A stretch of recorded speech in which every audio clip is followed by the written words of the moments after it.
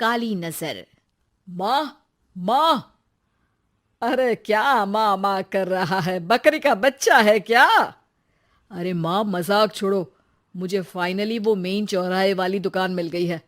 अब देखना, आपका बेटा दुगनी स्पीड से पैसा कमाएगा। उफ, ये क्या?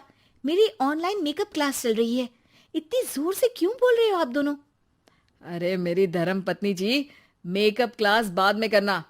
वो चौराहे वाली दुकान मिल गई है हमको। अरे वाह! रुको, मैं अपनी माँ को फोन लगाकर बता देती हूँ। अरे मैं भी अपने रिश्तेदारों को बता देती हूँ। कितनी खुशी की बात है।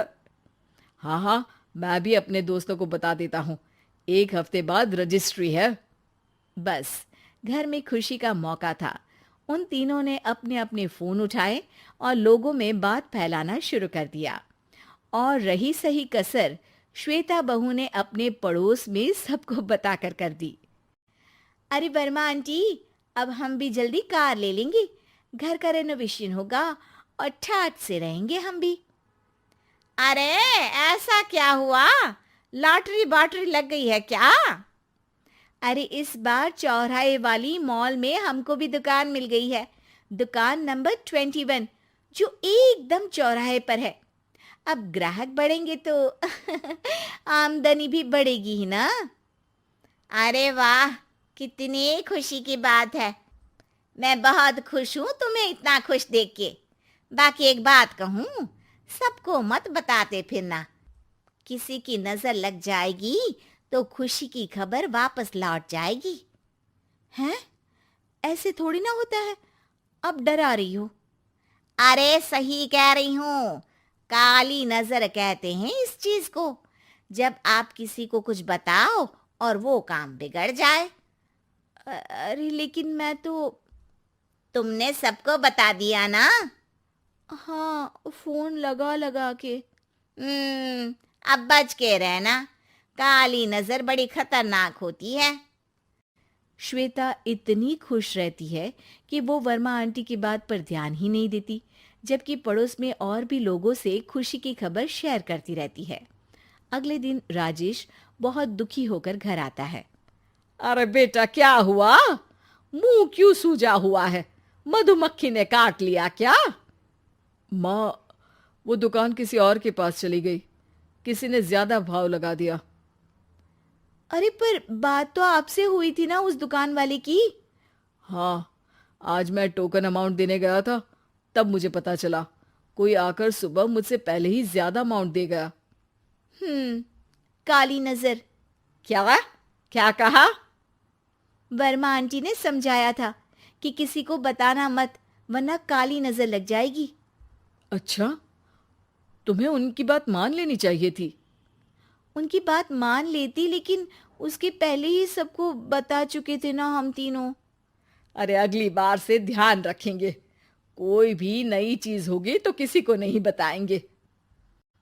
तीनों कुछ दिन ऐसे ही रहते हैं, पर एक दिन श्वेता को एक मेल आता है। राजेश, मेरा ऑनलाइन मेकअप कोर्स कंप्लीट हो गया। अब मैं खुद का पार्लर खोल सकती हूँ। अरे वाह, अपने मोहल्ले में ही खोलते हैं। ये जो घर के सामने दुकान है ना, वहीं। हाँ, यहाँ सस्ती भी मिल जाएगी। अगले दिन श्वेता वर्मा आंटी के पास जाती है, मिठाई का डब्बा लेकर। अरे आओ आओ, कैसे आना हुआ? जोर से नहीं बोलूंगी। वो सामने वाली दुकान है ना, वहां मैं अपनी पार्लर की दुकान खोलने वाली हूँ। उसकी मिठाई है। अरे वाह, बहुत बधाई हो तुमको। हाँ, मैं कमाने लगूंगी तो राजेश पर पूरे घर का बोझ नहीं रहेगा ना आंटी जी। ये तो है। पर ये बता कि तूने ये बात किसी और को तो नहीं बताई ना? अरे नहीं नहीं, पिछली बार गलती कर दी थी। काली नजर लगी किसी की और राजेश के हाथ से वो दुकान चली गई थी। सबको मत बताना। चलो मैं चलती हूँ, कल दुकान की बात करने भी तो जाना है। अगले दिन श्वेता दुकान के लिए मालिक से बात करने जाती है। अरे लेकिन दुकान तो हम कल रात को ही किसी को दे चुके हैं। कल ही? हाँ, कल ही। 2 दिन बाद कोई यहाँ पार्लर भी खोल लेगा। अब कहीं और दुकान देख लीजिए। अरे पर हमको भी तो पार्लर ही खोलना था। भाई एक ही दुकान है, आधी आधी तो नहीं दे सकता ना मैं। राजेश और श्वेता घर पर हताश होकर आ जाते हैं। इस बार तो किसी को बताया भी नहीं था, अब किसकी काली नजर लग सकती है। सुनो, तुमने माँ को बताया था क्या? अरे कैसी बात कर रही हो, माँ की नजर थोड़ी ना लगेगी। पक्का तुमने किसी को नहीं बताया था ना? सिर्फ वर्मा आंटी को बताया था, उन्होंने ही मुझे किसी को नहीं बताने को कहा। अरे यार तुम भी सही हो, मेरी माँ को नहीं बताने को कह रही हो, पर वर्मा आंटी को बताना तुम्हें जरूरी लगा। अरे वर्मा आंटी ने ही तो काली नजर के बारे में बताया था ना, वो हमेशा हमारा भला ही तो चाहती है। मेरी माँ भी हमारा भला ही चाहती है। अरे पर चिल्ला क्यों रहे हो? बात नहीं कर सकते क्या आराम से? नहीं आता वो आराम से बात करना, और करना भी नहीं चाहता हूं मैं। दुकान जाने का दुख गुस्से में बदल गया था और राजेश और श्वेता में बात बंद हो गई थी। 2 दिन बाद मोहल्ले में पार्लर का इनॉग्रेशन हुआ, जिसमें मोहल्ले के सभी लोगों को बुलाया गया, पर श्वेता, राजेश और माँ नहीं जाते।